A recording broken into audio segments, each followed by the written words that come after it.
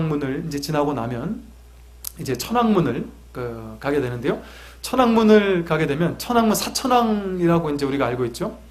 그 사천왕문은 어디냐면 그 욕계, 색계, 무색계의 천상세계 하늘이 있다고 합니다. 근데 욕계, 색계, 무색계라는 천상세계 하늘이 있는데 욕계 6개 천상세계 있는데 그 중에 첫 번째 천상세계가 사천왕천이고요. 두 번째가 도리천, 도리천을 33천이라고 부릅니다. 그 다음 야마천, 도솔천, 화락천, 타화, 자재천인데 그 우주의 중간에 수미산이 있다라고 불교에서 이제 가정해서 얘기를 하는 거예요. 다 믿을 필요 없습니다. 우주의 중간에 수미산이 있고 그 중턱에 있는 천신들의 세계가 사천왕천의 세계고 그 수미산의 꼭대기에 있는 세계가 도리천 33천이라고 우리는 이렇게 알고 있습니다. 그래서 이 사천에서 뭐 동성신주, 소우화주, 뭐 북구로주, 남선부주 해가지고 이 4개의 중생이 살고 있는 이 세계를 각각 관장하면서 중생들에게 그야말로 그 중생들이 올바로 잘 살고 있는지 뭐 불법을 잘 수행하는지 이런 것들을 관장하는 신이고 악을 막고 선을 증장하도록 이렇게 하는 그런 신이라고 이렇게 알려져 있고 이런 것들은 많은 것들을 보면은 그 인도의 어떤 전통 문화 또 인도 힌두교 바라문교 이런 것들과 좀 습합한 어떤 신앙적인 어떤 이런 것들 발상들도 상당히 많습니다. 그래서 뭐 초기부터 이렇게 딱 정해져 있거나 이렇지 않고 후대에 이렇게 만들어진 것들이 불교 문화 가운데 상당히 많아요. 그래서 이것을 그냥 하나의 상징으로 볼 것이지 이게 고지고대로 맞다 옳다 그럼 금강역사가 진짜 있구나. 금강역사는 어디 살고 계실까? 안드로메다에 살고 계실까? 아니면 태어나서 일생이 왜 금강역사에 생애는 없을까? 뭐 이렇게 생각하면 안 된다는 것이죠. 사천왕이 뭐 진짜 있을까 없을까 뭐 이렇게 생각하면 안 된다는 것이죠. 그래서 이 사천왕천이라는 곳이 이렇게 있고 사천왕문은 마찬가지로 4개의 문에서 동서남북 4곳에서 들어오는 어떤 삿된 어떤 것들을 막고 어떤 선을 더 많이 증장하도록 하고 악을 짓지 못하도록 하고 뭐 이런 어떤 역할들을 하면서 불법을 옹호하는 절에 들어오는 어떤 신도님들에게 어떤 그런 깨달음을 주는 그런 4분의 천왕이라고 볼 수가 있고요.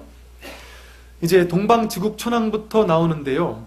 이제 동방지국 천왕이 이제 이 짐을 들고 있는 것들이 대표적으로는 뭐 동방지국 천왕은 칼을 들고 있고 뭐 이렇게 써 있는데 이것들은 굳이 뭐 그 자세하게 알 필요는 없습니다. 왜냐하면 이 들고 있는 지물들이 지역마다, 문화마다, 또 전통마다, 나라마다 또는 절마다 다 달라요. 그래서 이걸 가지고 막 고지고대로 딱 이렇게 진리라고 믿을 필요는 없고요. 다음 동방지국천왕 여기 이제 보시면 동방에 있는 이제 지국천왕은 그 착한 이에겐 상을 주고 악한 이에겐 벌을 내리는 인간을 보살피고 국토를 지켜준다고 해서 지국천왕입니다. 국토를 지켜준다라고 해서 눈을 이렇게 부릅뜨고 보는 것이죠. 그리고 이제 계절 중에는 이제 봄을 관장한다라고 하고 부하로는 뭐 건달바와 뭐 부단나가 있다라고 합니다. 뭐 음악의 신이라고 불러요. 건달바를.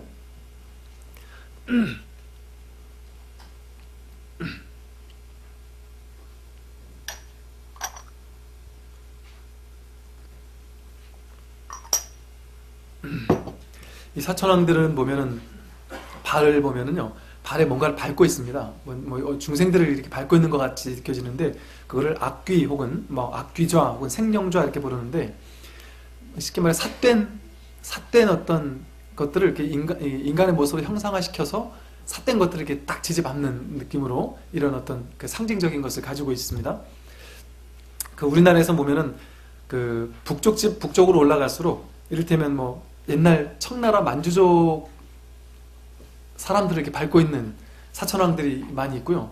남쪽으로 갈수록 일본인들을 밟고 있는 모습들이 있어요. 이게 이제 민족이 한이 서려 있는 나쁜 놈들 병자호란이나 임진호란 같은 것을 겪으면서 그들을 이제 밟고 있는 이런 어떤 형상을 취하고 있고, 혹은 이제 뭐 민초들의 슬픔을 대변하기 위해서 뭐 탐관오리들을 이렇게 밟고 있는 것 같은 이런 형상을 취하는 이 사천왕들도 있습니다.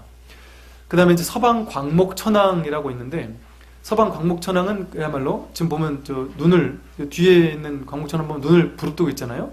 광목 말 그대로 위험이 커서 아주 눈을 부릅뜨고 있다고 해서 광목천왕인데, 이 위험으로서 나쁜 삿된 기운들을 몰아낸다, 뭐 이렇게 깜찍하게 눈을 떠가지고서는 사땡기를 몰아낼지는 모르겠지만, 그래서 죄인에게는 벌을 주고 고통을 주고 참회케 하면서, 참회할 것을 참회케 하면서 동시에 보리심을 일으키게 하는, 보리심, 깨달음의 보리심을 일으키게 하는 어떤 천왕이 서방의 광목천왕이고요.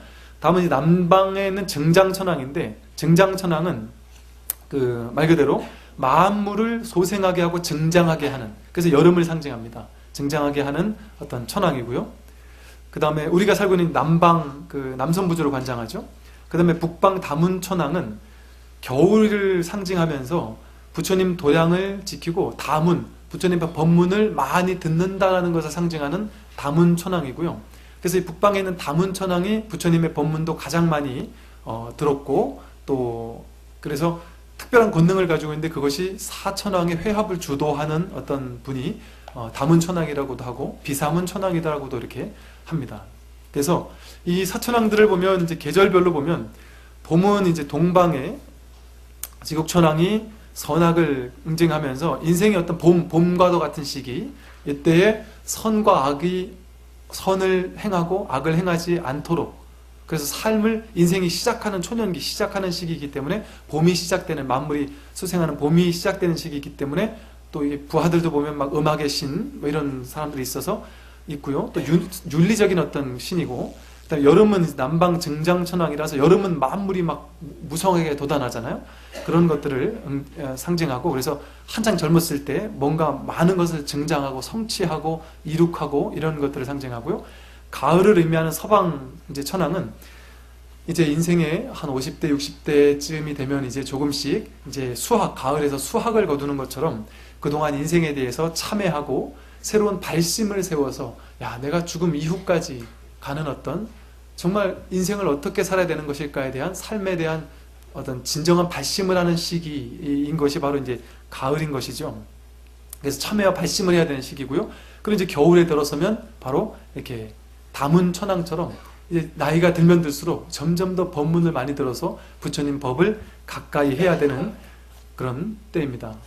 뭐 이거 굳이 이렇게 계속 안 돌려도 괜찮아. 자꾸 돌리니까 우리 신도님들께서 저를 안 보고 계속 여기만 보고, 이건 참고하시면 됩니다. 이제 돌려봐라. 다음.